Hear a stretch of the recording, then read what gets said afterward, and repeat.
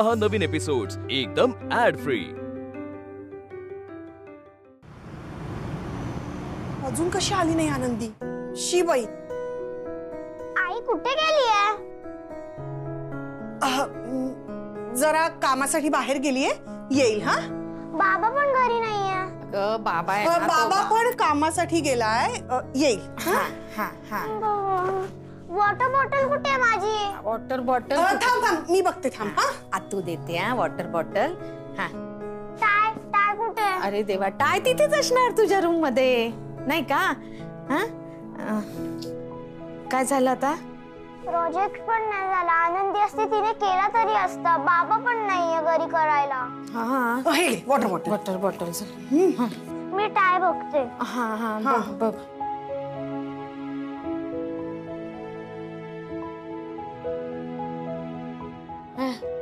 आनंदी कुठे आहे? बाबा कुठे आहे? त्या पोरीच्या प्रश्नांना कशी उत्तरं द्यायची वर्षा, मला सांग। एवढ्याशा पोरीला सांगणार का की बयो आजच्याच दिवशी तुझी आई हे जग सोडून देवाघरी गेली, असं सांगणार का मी?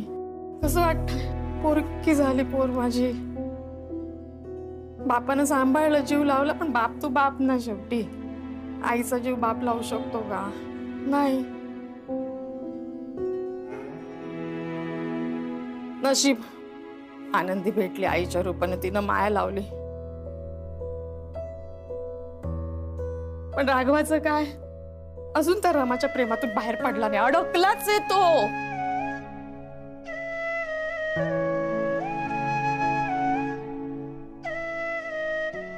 चिंगे, ए राजा, जाऊ नको आज शाळेत, काही गरज नाही, आम्ही समजून घेऊ सोन्या। काय एवढूशा पोरीला समजतंय का ग आईचं जाणं? ती एवढूची होती ग, एवढी 2 वर्षाच्या पोरीला आईचा सहवास पण मिळाला नाही। आईच्या मृत्यूचं दुःख तिला कळणार आहे का एवढ्या पोरीला? चिंगू, प्रोजेक्ट नाही झाला तुझा? काहीच प्रॉब्लेम नाही, नको जाऊस आज शाळेत।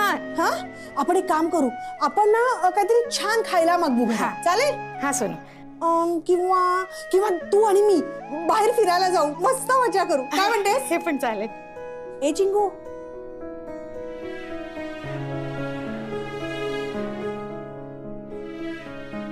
आतू, हा बाळा, बाबा कुठे?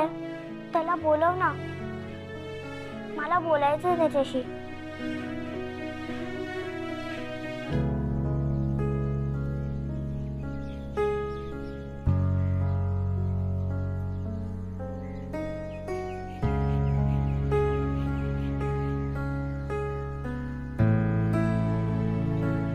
छान आहे झाड।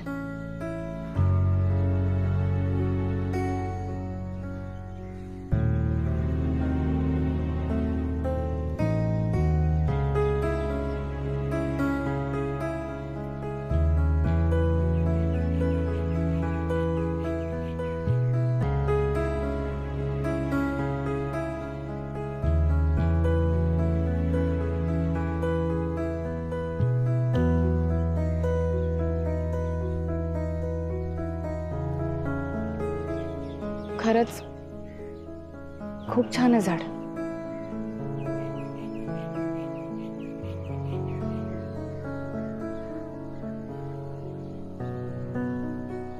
रमाताईंसाठी लावलं होतं,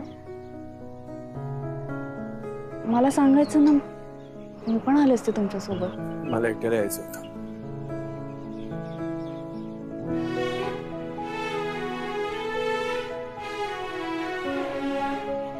दरवर्षी एकटेच येता तुम्ही?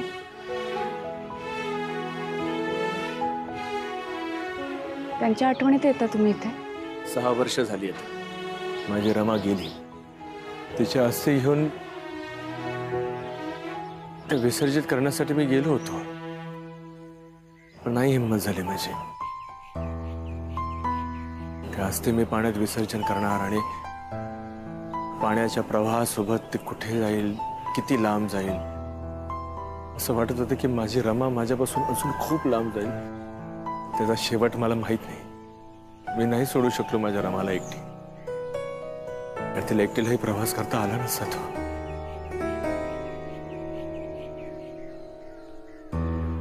ते अस्थी मी इथे घेऊन आलो,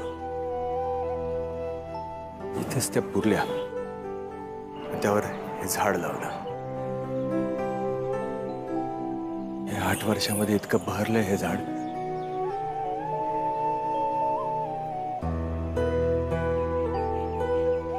छान फुलं आली आहेत ह्याला. बहरलेलं झाड बघितलं की असं वाटतं की माझी रमा माझ्याकडे बघून हसते. माझी रमा जेव्हा माझ्यावर रुसते तेव्हा सगळी फुलं गळून पडतात. उन्हातानात पावसात हे झाड माझी वाट बघत असतं. हे झाड म्हणजे रमाचं अस्तित्वच जणं. मी येतो, हे बहरलेलं झाड पाहतो, वाटतं की रमा हसून माझ्याकडे बघते. खऱ्या आयुष्यात सुद्धा माझी रमा अशीच बहरलेली असते जर मी तेव्हा वेळेत पोहोचलो असतो.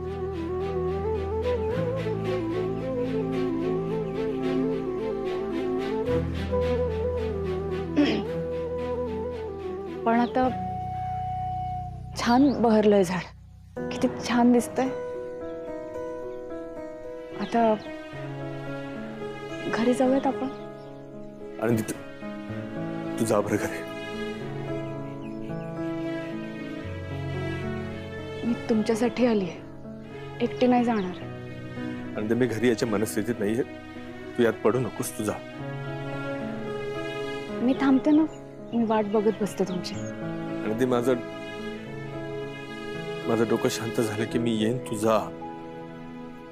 मला मान्य आहे तुमचं डोकं शांत झालं की तुम्ही घरी येणार, पण घरी सगळे अस्वस्थ झालेत. काल रात्रीपासून वाट बघतात तुमची. आई, वर्षाताई, चिंगी, कोणीच जेवलं पण नाही. मला माहितीये दरवर्षी तुम्ही इथे येता, कोणासाठी हे नवीन नाही आता. पण तुम्ही इथे आल्यावर घरच्यांची काय अवस्था असते हे, म्हणजे त्यांच्यासाठी तरी घरी चला. बस. माझी लायकी नाही की माझी कोणी वाट बघावी घरी.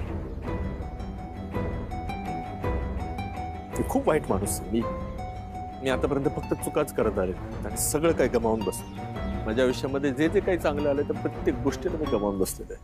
जसं माझ्या रमाला मी गमावून बसलो. मी दुसऱ्या लग्नाला तयार ह्यासाठीच नव्हतं, कारण जी मुलगी माझ्या आयुष्यातील मी तिला सुद्धा गमावून बसेन, तिच्या आयुष्याचं मी वाटोळ करेन म्हणून मला भीती वाटायची तुझ्या जवळ यायची.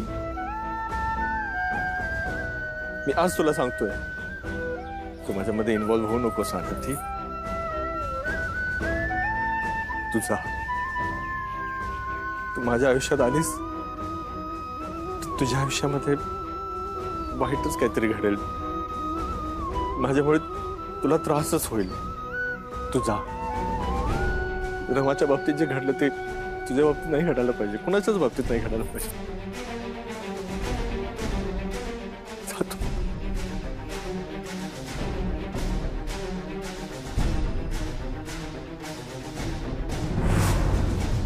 मिस्टर पाटील, इतकी मोठी डिस्कव्हरी तुम्ही आमच्यापासून लपवून ठेवली.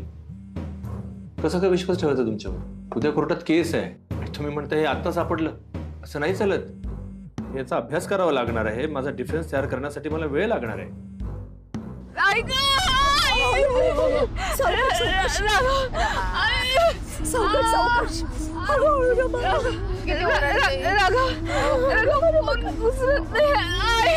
मी काय म्हणते मालतीबाई, 7व्या महिन्यात बाळ झालं तर काही धोका आहे का हो? असं काहीतरी बोलू नका हो.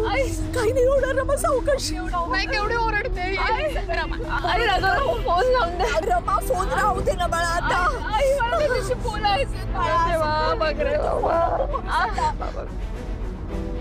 सावकाश. रमा जरा शांत, थोडी शांत. हे बघा कर्णिक साहेब, तुम्ही जे म्हणताय ना ते मला अगदी मान्य आहे, पण मी खरं सांगतो हे लेटर मला काल सकाळी मिळालं. सर हा माने,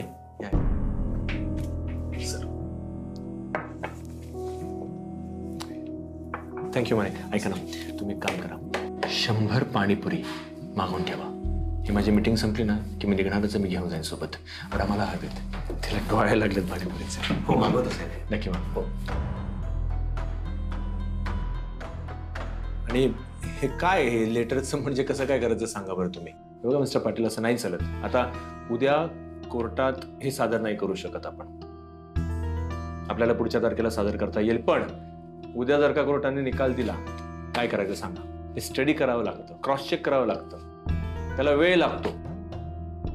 कधी करायचं हे तुम्हाला चांगलं माहिती आहे.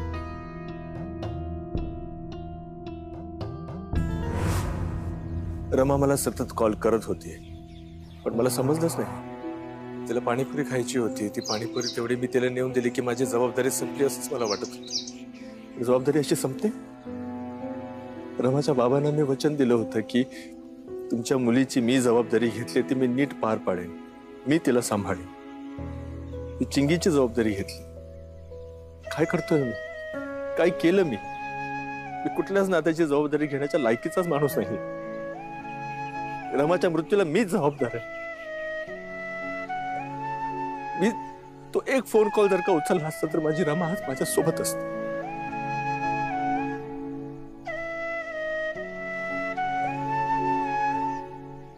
अहो शांत व्हा बरं आधी.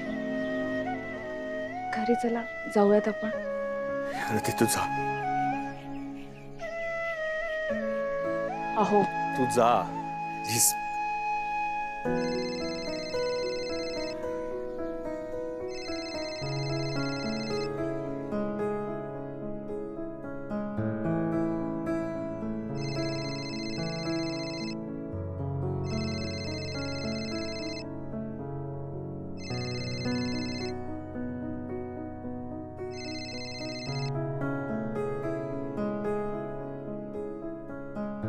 ए बाई चिंगी, नको लावू त्याला फोन, नको लावू. तो नाही उचलणार सोन्या. बाबा नाही उचलणार फोन. राजा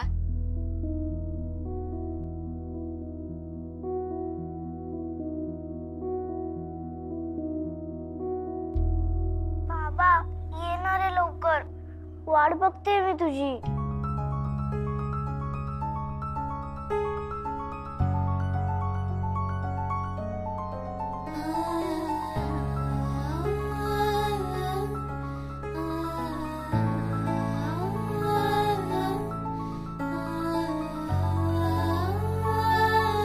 आनंदी, आपल्याला घरी जायला हवं.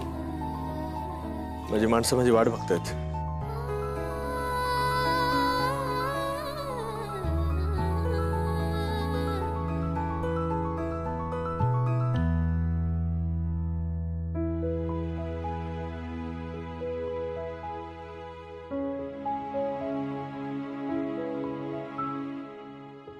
साहेबांनो, मी चावी तुमच्याकडे माझ्याकडे तुम्ही घेताय.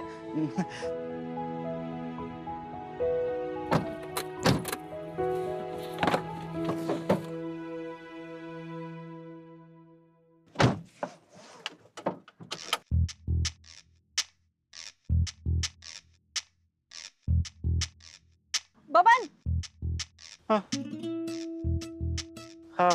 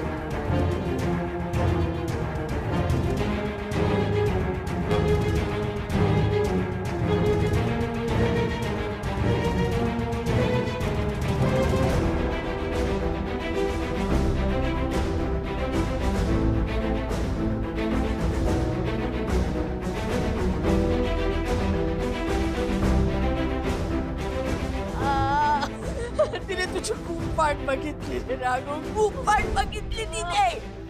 रवा सोडून गेले आपल्याला.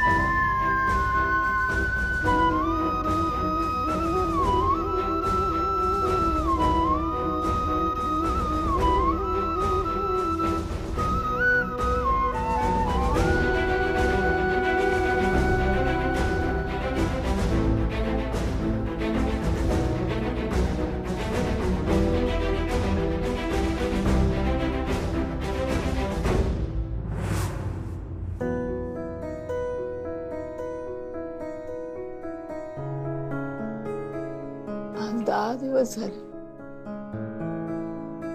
पोरक करून गेली. माझं घर पोरक झालं. काय ग बाई, मला कसं कळलं नाही. अहो चला ना आत. असं काय करता, आपल्याला जायला हवं. नाही, मी नाही येणार. मी त्या माणसाला माफ करणार नाही. मला तोंड बघायचं नाहीये त्याचं. अरे आज त्याच्यामुळे माझी मुलगी, माझी रमा या जगातून नाहीशी झालीये. मी त्याला आयुष्यात माफ करणार नाही. अरे 2 दिवस मी त्याच्यावर जबाबदारी टाकून गेलो होतो, पण तिला जेव्हा त्याची गरज होती तेव्हा तो तिच्या जवळ नव्हता. त्याच्याकडे डॉक्टरचे सगळे कॉन्टॅक्ट होते, सगळे नंबर होते, आणि तो जर वेळेवर पोचला असता ना तर माझी रमा वाचू शकली असते का? अगं त्याने माझ्या नातीला सुद्धा पोरकं केलंय. नातीला सुद्धा पोरकं केलंय.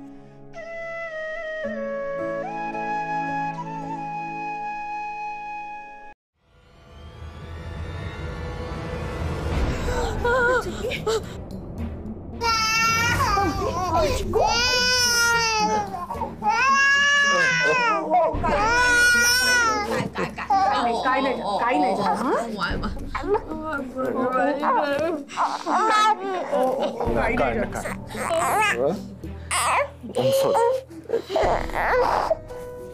I'm sorry. माझ्यामुळे तुझी आई जगात नाही.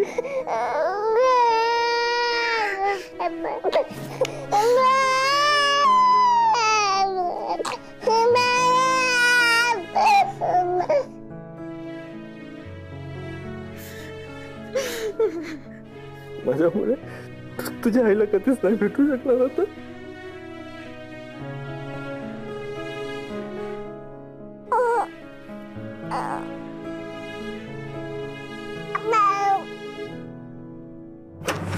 चिंगे, बाबा आता आई